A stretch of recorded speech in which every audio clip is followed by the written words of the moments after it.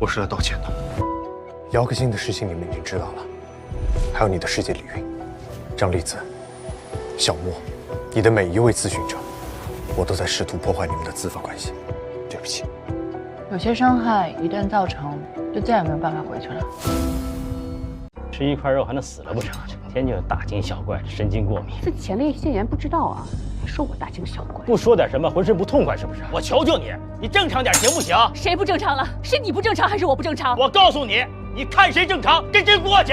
争吵，我还要去跳舞呢。又去见那个小寡妇吗？回避，跟谁打电话呢？啊，移动打的。谩骂，在外人面前也从来都是这样。甚至进入外力来解决这些问题，都不是最直接的。你不如直接说出来。我是来道歉的。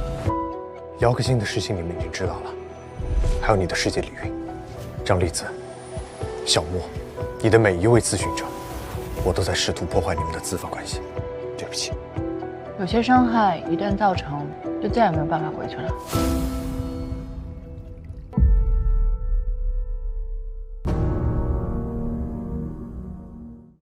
咱用了这个以后就不用去治疗室了，是不是？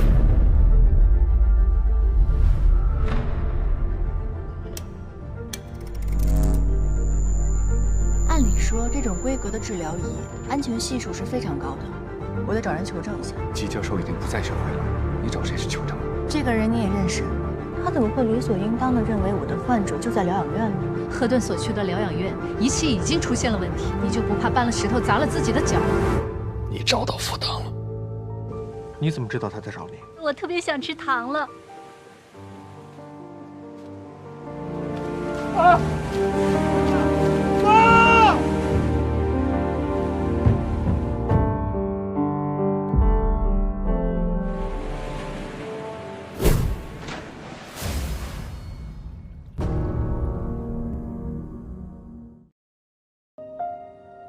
双向情感障碍这个也被大家过度的解读成是一种病，它实际上是一种心理障碍层面的理论。它有的程度严重的时候会出现什么呀？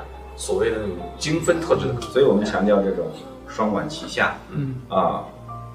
这个生活因素方面呢要用解药物，然后但是呢不能忽视心理。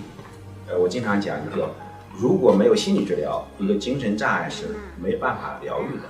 所以从咨询的角度，比如一方面它是关系上的一个疗愈，关系上的滋养和成长，它有稳定的一个客体关系。第二方面是能力上的一个形成和培养，比如说我作为妈妈的能力，比如说我工作中的能力，其实他只要能够正常的能够适应这个家庭生活，适应的比如社会生活，他实际上这就是我们所界定的一个正常人吧。他如果能胜任的话，那就更好了。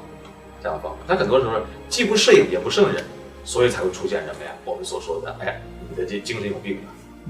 所以刚才周老师讲，在用药的同时，在关系上让你疗愈，然后呢，在能力上让适应和胜任，这是那个心理咨询师很重要的作用。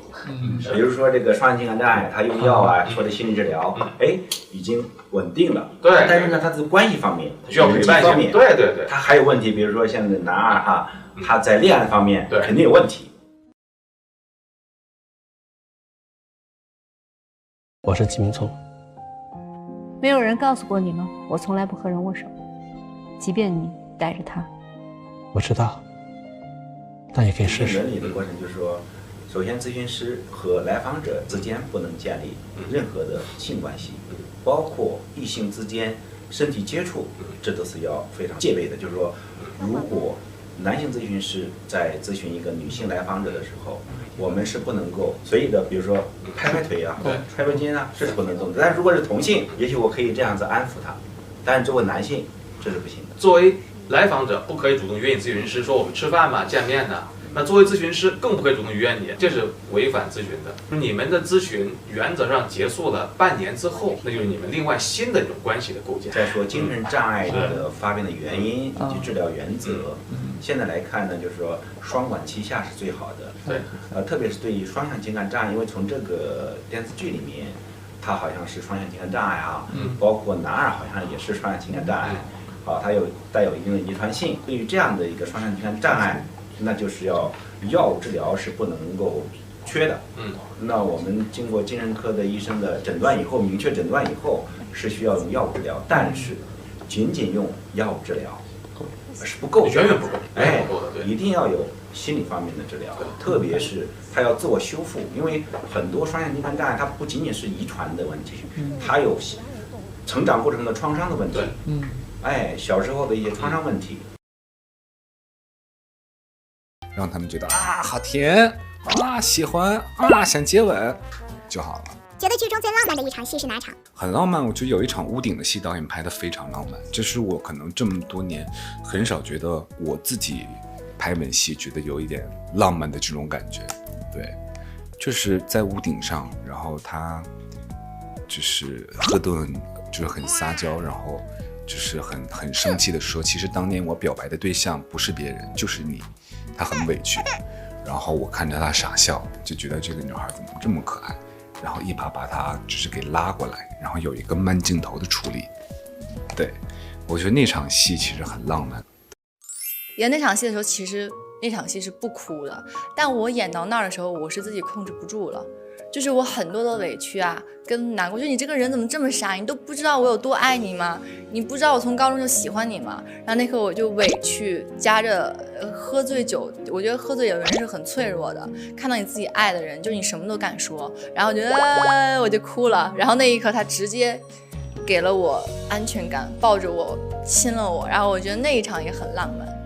在狭窄巷子中的那场吻戏，有觉得很浪漫吗？我就完全没 get 到，因为当时他有那个灯一亮一闪，我都很想问，我说这个是想表达的是浪漫吗？那场也超浪漫啊！对不起，哎呀。粉丝发表情包或者帅图，哪个更会引起你的注意？表情包吧，因为我也喜欢存一些表情包。手机里什么类型的照片最多？帅照。对，帅最帅，表情包吧。你心理师的群组里谁最爱发表情包？杨紫，我好多表情包都是投杨紫的，因为她的表情包太精彩了，对，都很幽默。杨紫最爱发什么类型的表情包？应该是有一些小动物的，就那种很愣的表情，然后也有一些很搞笑的，然后也会有一些她自己的一些她觉得所谓的美图，她就是傲娇的时候，对，会发一些这些。看到杨紫的美图会捧一下场吗？就保存就好了。对，我觉得保存就是最大的捧场。如果拍戏时发现对方牙上沾了菜叶子，会怎么办？那肯定去帮他摘掉了。对啊，因为尴尬跟出丑是两件事。自己做过最尴尬的一件事是什么？就是帮别人去摘菜叶子，别人也帮我摘过。对。去 KTV 最常点的一首歌？我老想点浩哥的歌，但是就是太难了，一张嘴就错。对，然后有些时候就跟着他的原唱唱，对，年少有为吧之类的。和朋友聊天时最常说的口头禅是什么？哈哈哈哈哈，或者是嘿嘿嘿嘿嘿嘿也行。